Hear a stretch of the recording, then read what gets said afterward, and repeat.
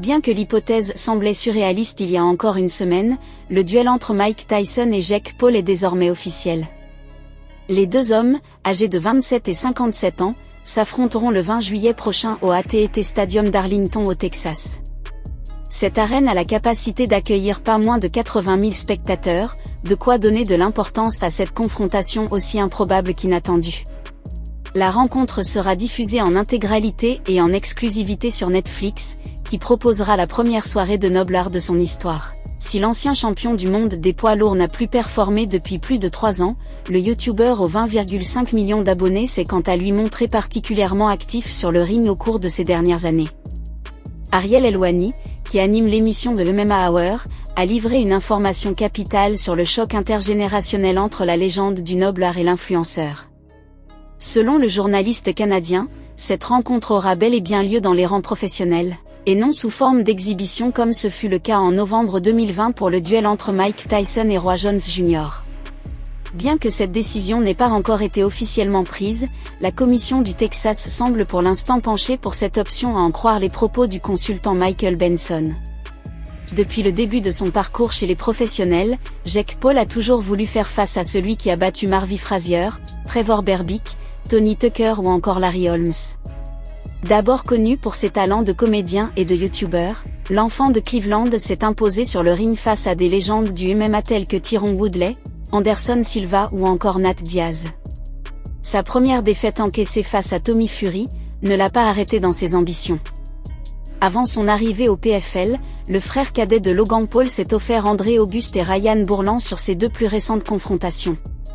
Selon les premières cotes des sites de paris sportifs américains, Jake Paul serait le grand favori.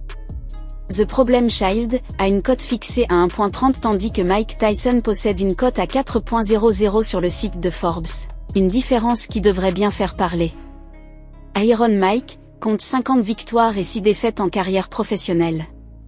Il a pris sa retraite en 2005 et était notamment revenu sur le ring pour un combat d'exhibition en 2020 contre Roy Jones Jr.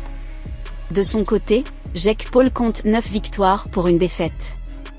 Le duel entre Mike Tyson et Jake Paul en boxe anglaise ayant été officialisé, Tyson Fury a pris la parole pour dire ce qu'il pense de ce combat si contesté. Préparant actuellement son combat à venir face à Alexandre Usyk le 18 mai prochain, Tyson Fury a accordé une interview aux médias The Stomping Ground. Un entretien durant lequel il a dévoilé son intérêt tout particulier pour le duel qui opposera Mike Tyson à Jake Paul. Je pense que c'est fantastique pour la boxe. Vous avez une légende en la personne de Mike Tyson. Vous avez un YouTuber qui s'est lancé dans la boxe. Il est entré dans le jeu et l'a fait exploser et il a des millions de followers, des millions de vues. Certaines personnes l'aiment, d'autres le détestent. Donc, je pense que c'est un très bon spectacle pour la boxe. Cela amène beaucoup de monde dans le game. Alors que les deux athlètes auront 31 ans d'écart au moment de se retrouver dans le ring, de nombreux observateurs s'interrogent sur l'équité de ce combat. Mais pas Tyson Fury qui voit plutôt un duel équilibré sur le papier. Écoutez, qui suis-je pour dire, oh, Mike Tyson ne devrait pas boxer ou Jake Paul ne devrait pas boxer, bonne chance à eux. Ils vont tous les deux gagner une sacrée tonne d'argent avec ça. Alors, n'est-ce pas de cela qu'il s'agit? Je ne sais juste pas ce qu'il ne faut pas aimer. Oh, d'accord, Tyson a 57 ans, mais c'est un ancien roi incontesté du monde des poids lourds. Et Paul joue aux jeux vidéo pour gagner sa vie et il est arrivé à la boxe récemment. Donc, c'est à peu près équilibré. Récemment Mike Tyson serait blessé lors d'une séance d'entraînement, mais il semblerait que la blessure était assez légère, et il s'en serait remis quelques jours après. Nouvelle qui a un peu inquiété ses fans du monde entier, car tout le monde pensait qu'il allait annuler le combat après cette blessure à la jambe. Merci d'avoir regardé la vidéo jusqu'à la fin, et n'hésitez pas à nous donner vos différents pronostics dans les commentaires. Nous vous disons à très bientôt.